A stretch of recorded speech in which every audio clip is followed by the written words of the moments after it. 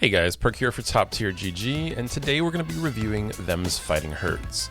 This is an indie game developed by Main 6 and published by Humble Bundle, which you may know from their PC gaming marketplace. Its development began as a fan project centered around characters from the My Little Pony franchise, and garnered a lot of attention from its debut back at EVO of 2012 for being the first fighting game to have animals that walk on all fours as opposed to humanoid type characters. The game quickly gained its following for its fundamental gameplay and unique roster of characters. The parent company of My Little Pony, Hasbro, quickly sent out a cease and desist for infringing on My Little Pony's copyright, and following that development hurdle, Lauren Faust, the creator of My Little Pony, reached out to Main 6 and offered to collaborate on completely original characters for the game. This not only kept the original spirit of the game and the project, but gave it a completely unique identity. From beginning as a fan project in 2012, as of April 2020, the game has officially left beta and just released with its first version 1.0. Let's take a look at what makes this unique fighter tick.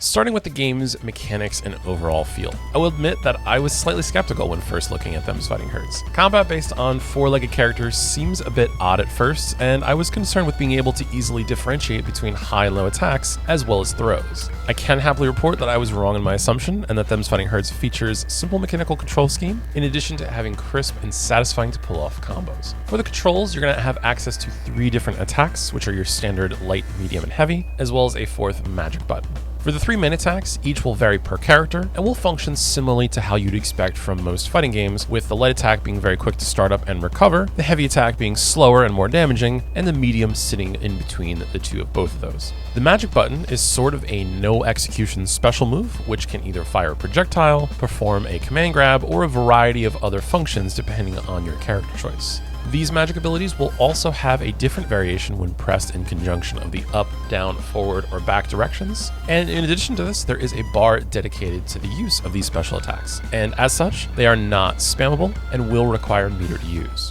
This bar not only fills up over time, but also coincides with the player taking damage in order to recharge your magic abilities. Alongside this ability, each character has a variety of traditional fighting game special moves, which can be performed with a quarter circle forward or a back motion, ending with one of the attack buttons, as well as the classic Shoryuken or DP notation. It is refreshing to see the non-motion special moves work in tandem with more execution-based motion inputs. This definitely gives the game both a classic and also unique type of feel that's both approachable for newcomers and veterans alike.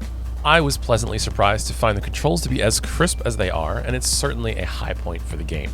As for the rest of the mechanics, Them Fightin Herds features a special meter, much like you'd find in a traditional fighting game, but with it comes another interesting twist. There are 3 levels of super meter, but instead of simply limiting the player to having 3 stocks of super as a total, you have the option to add onto your super by spending an additional bar, performing a different input, and then converting your super into a level 2. This is a nice twist on leveled supers from the Versus series games, where you can typically spend either 1 bar or 3 to commit for a level 1 or level 3 super in total. This gives you the option for when or where to super confirm into the second part of the move. It's not only a nice touch, but is a simple one for newcomers to understand. In the visuals and sound departments, Them Fightin Herds offers a simplistic UI with bright colors to help differentiate the health and special bars, although the font choices can sometimes be a little bit difficult to read at times. As for the character models and animations, this is a particularly high point for the game's design. I mentioned the collaboration of the original creator of the My Little Pony franchise, but you can quickly and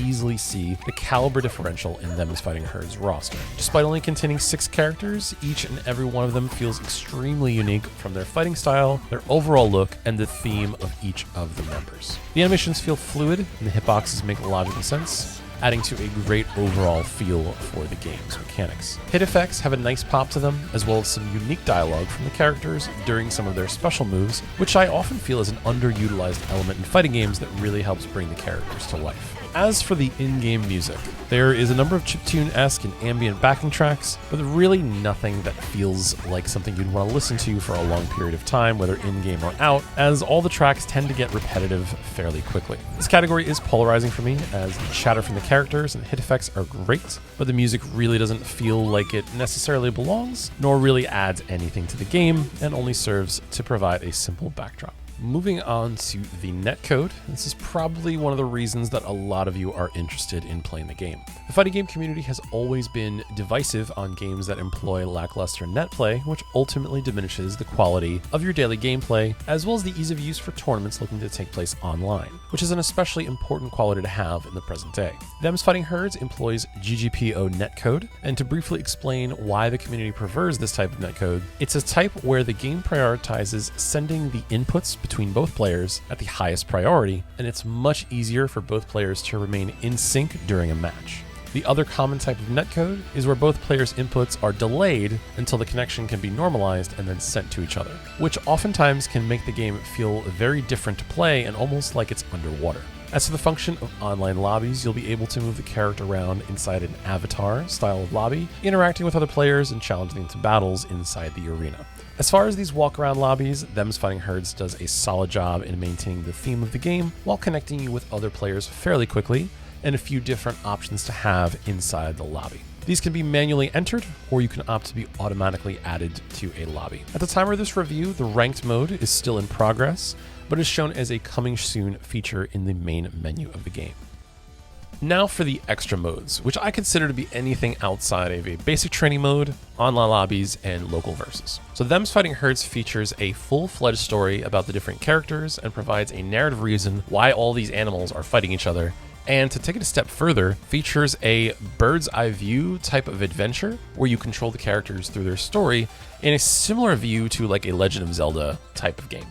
This is probably the most invested story mode that I've seen in a fighting game outside of the RPG mode in Grand Blue Fantasy Versus. And for those who have been a fan of this game since its indie inception or just looking to pick up a solid fighting game with good netcode, I still recommend checking out the story mode, if none other than a reason to see the implementation of the story, where the characters fits, and how this can be presented inside a fighting game.